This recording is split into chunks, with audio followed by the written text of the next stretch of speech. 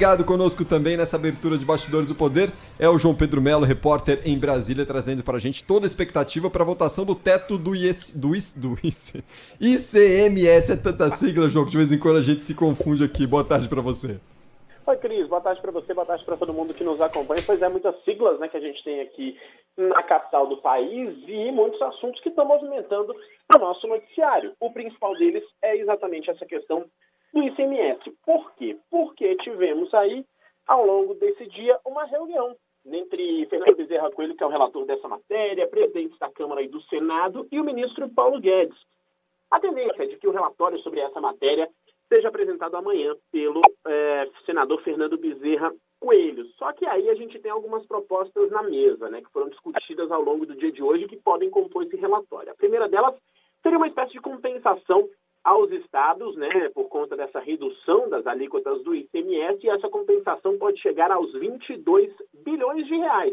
Essa não é uma proposta que agrada o ministro Paulo Guedes, ele falou muito sobre isso na reunião de hoje, disse que a tendência dessa compensação é de gerar mais dívidas para o governo e que não é interessante nesse momento, né, fazer mais esse endividamento. Outra proposta é exatamente a que já está tramitando aqui no Congresso Nacional, que seria colocar um teto de 17% nesse valor do ICMS, e é a que tem bastante força nesse momento. Só que os estados são resistentes a essa proposta e, diante disso, não há acordo costurado. O senador Fernando Bezerra, a gente tentou conversar com ele agora há pouquinho, ele disse que não está falando sobre esse tema, pediu compreensão, mas destacou que deve entregar o relatório dele só amanhã. Bom, o presidente do Comitê Nacional de Secretários Estaduais de Fazenda, o Décio Padilha, pediu para que o Senado resolva, então, com o Executivo, essa questão das arrecadações.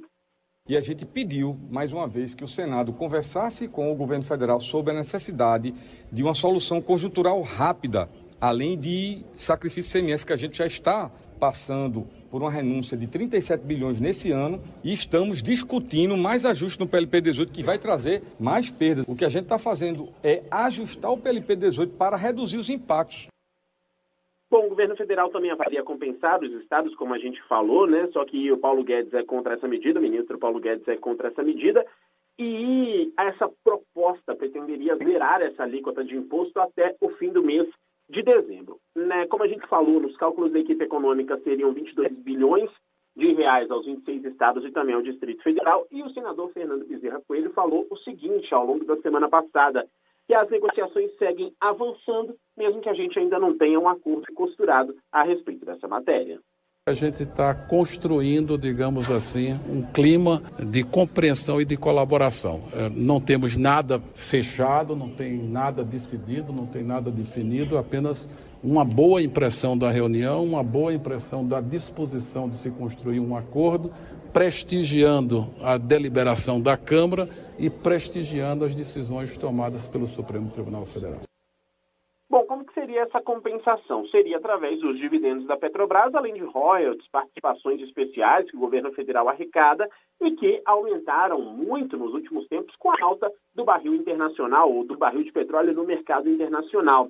Os estados resistem a essa redução de alíquota para 17% e são ainda mais resistentes a uma queda adicional. E isso tem gerado essa espécie de atrito que está tentando ser desenrolado ou ser resolvido pelo senador Fernando Bezerra Coelho dentro desse relatório. Mas até agora, como a gente falou, não há acordo costurado e eles seguem trabalhando a respeito dessa matéria. Valeu, João Pedro Melo, ao vivo de Brasília. Obrigado, João, bom trabalho. Valeu, um abração. Valeu. Cláudio, fica aí.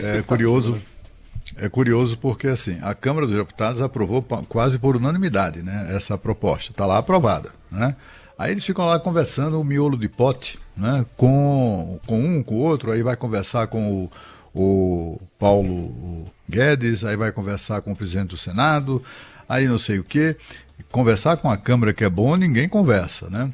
E nem tampouco com os próprios senadores. O que a gente assiste aí, mais uma vez, é isso. São os governadores que não apitam nada, ficou claro isso, né? A votação na Câmara dos Deputados foram por mais de 400 votos a 10. Quer dizer, 10 é tudo que os senadores conseguiram, os governadores conseguiram de reverter ou garantir votos favoráveis à tese esdrúxula deles de continuar exponível, né?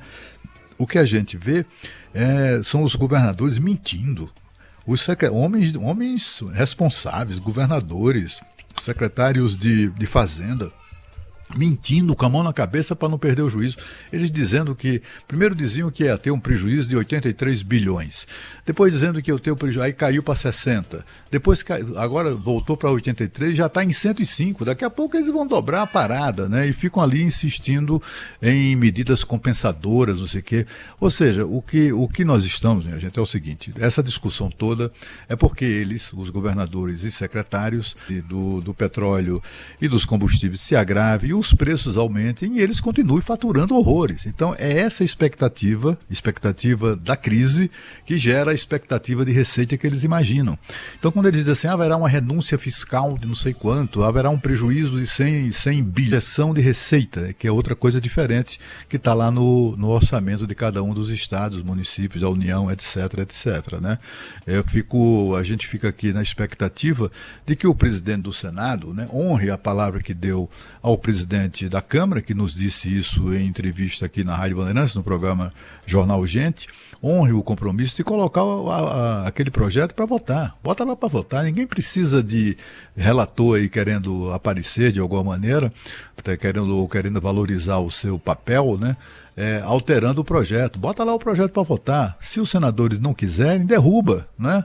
Os senadores terão autonomia para isso, mas ficar ali nesse tipo de ameaça, de rame-rame, de enganação, de embromação, isso ninguém aguenta mais.